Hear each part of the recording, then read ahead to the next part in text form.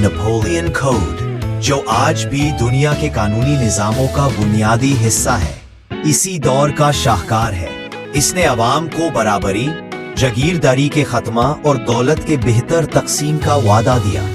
Bank of France, leases, modern schools اور نئی سرکاری اداروں نے ملک کو مضبوط بنایا۔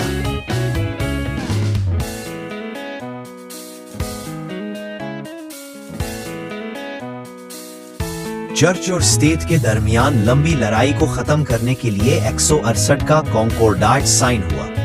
اس معاہدے نے کیتھولک چرچ کو فرانس میں دوبارہ منصوری دی، لیکن سرکاری اختیار نپولین کے ہاتھ رہا۔